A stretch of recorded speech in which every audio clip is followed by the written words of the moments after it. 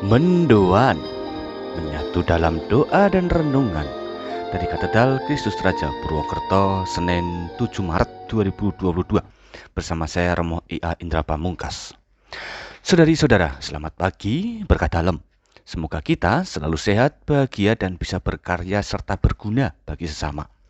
Marilah kita awali hari ini dengan merenungkan sabda Tuhan bersama-sama dari Injil Matius bab 25 ayat 31 sampai 46. Dalam nama Bapa dan Putra dan Roh Kudus. Amin. Tuhan bersamamu dan bersama rohmu. Inilah Injil suci menurut Matius. Dimuliakanlah Tuhan.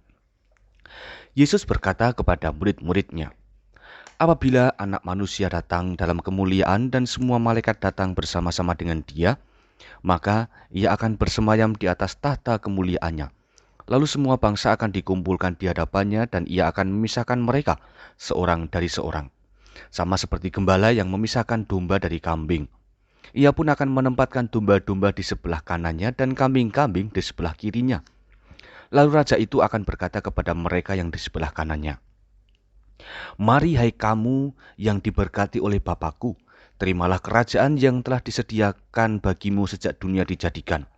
Sebab ketika aku lapar, kamu memberi aku makan. Ketika aku haus, kamu memberi aku minum. Ketika aku seorang asing, kamu memberi aku tumpangan. Ketika aku telanjang, kamu memberi aku pakaian.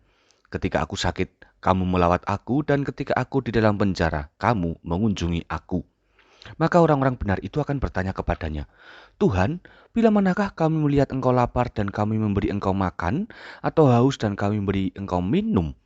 Bila manakah kami melihat engkau sebagai orang asing dan kami memberi engkau tumpangan, atau telanjang dan kami memberi engkau pakaian? Bila manakah kami melihat engkau sakit atau dalam penjara dan kami mengunjungi engkau?' Maka raja itu akan menjawab mereka, 'Aku berkata kepadamu, sesungguhnya segala sesuatu yang kamu lakukan untuk salah seorang dari saudaraku yang paling hina ini, kamu telah melakukannya untuk aku.' Dan ia pun akan berkata juga kepada mereka yang di sebelah kirinya, 'Enyahlah dari hadapanku, hai kamu orang-orang terkutuk. Enyahlah ke dalam api yang kekal yang telah disediakan untuk iblis dan malaikat-malaikatnya. Sebab ketika aku lapar, kamu tidak memberi aku makan. Ketika aku haus, kamu tidak memberi aku minum.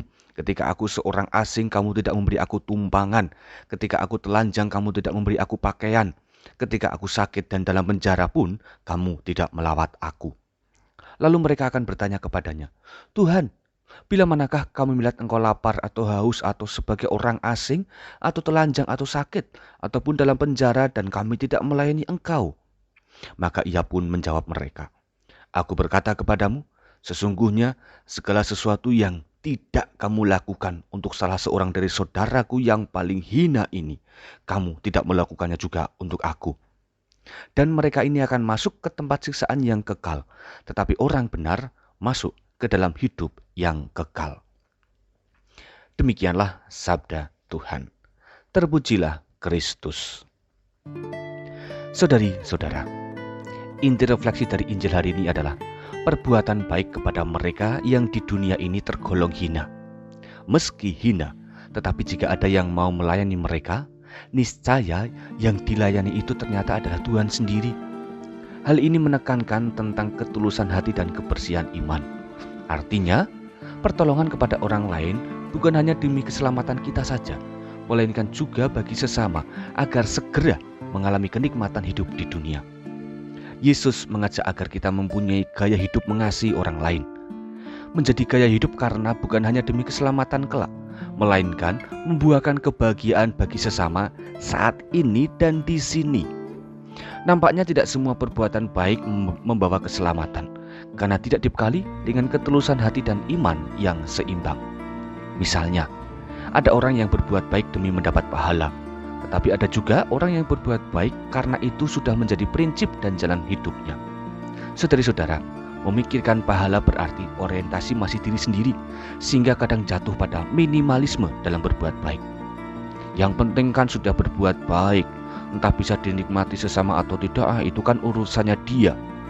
Nah, sebaliknya, orang yang menjadikan perbuatan baik sebagai jalan hidupnya, sebagai gaya hidupnya tadi, akan menerima warisan keselamatan yang sudah tersedia. Mereka inilah yang dimaksudkan Yesus sebagai domba di sisi kanannya. Maka mari kita merefleksikan diri secara lebih dalam tentang motivasi perbuatan baik kita selama ini. Apakah hanya demi keselamatanku saja? Atau kita sudah sungguh-sungguh demi kebahagiaan dan kemapanan sesama saat kita semua masih hidup bersama-sama di dunia ini? Itulah pembuktian keseimbangan antara ketulusan dan keberimanan. Semoga Tuhan memberkati kita. Mari berdoa.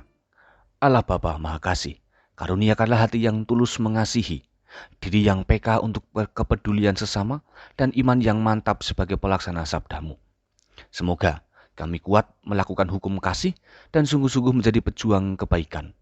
Semoga pula dengan kebaikan kami, semakin banyak orang yang mampu menikmati hidupnya di sini dan kini.